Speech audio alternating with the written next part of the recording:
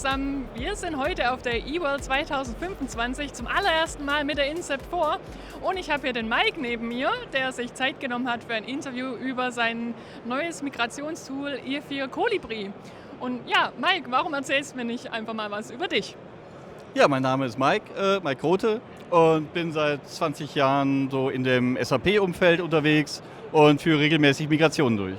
Magst du uns mal erzählen, wie es überhaupt dazu kam, dass du angefangen hast, an E4 Colibri zu arbeiten? Also was war so der Moment, wo du dachtest, boah, nee, also ich mache das jetzt echt selbst?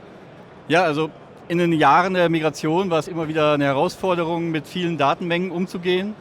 Und diese vielen Datenmengen müssen irgendwie immer wieder paketiert werden und sortiert werden. Und da ist immer wieder eine Herausforderung, das wieder umzusetzen und man programmiert oft wieder das Gleiche.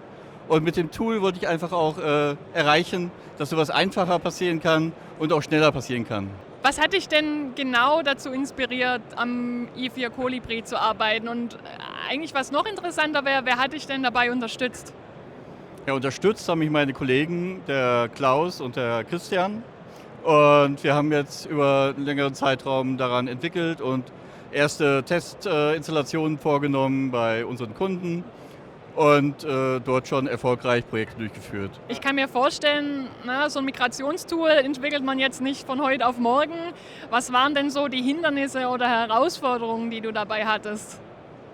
Ja, die Herausforderung ist tatsächlich, dass man mit der Programmiersprache ABAP doch auch gut dynamisch programmieren kann, aber dass dann doch seine Tücken hat, diese Umsetzung diese Programmierung so durchzuführen, dass sie performant auf allen SAP-Systemen durchgeführt werden kann. Also man braucht eine sehr starke Parallelisierung und muss eine starke Verwaltung von allen Daten haben. Und das sind so die Herausforderungen in so einem Migrationsprojekt auch immer.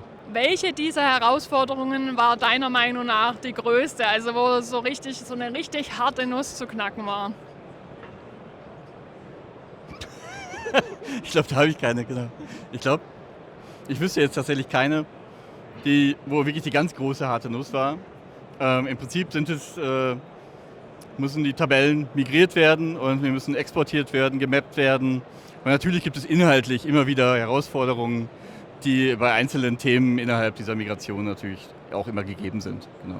Und was würdest du sagen, wie hat sich dein Arbeitsalltag jetzt durch E4 Colibri verändert? Also wie ist die Reaktion von dem Kunden bisher? Also die Architektur des Tools kommt bei unseren Partnern bisher sehr gut an, sodass eigentlich die Migrateure, die auch wirklich die Benutzung des Tools durchführen oder die das Tool auch wirklich benutzen, dann auch sich ja gut vorstellen können, damit zu arbeiten. Ich denke, das ist für unsere Kunden und Partner sicherlich ein gutes Tool.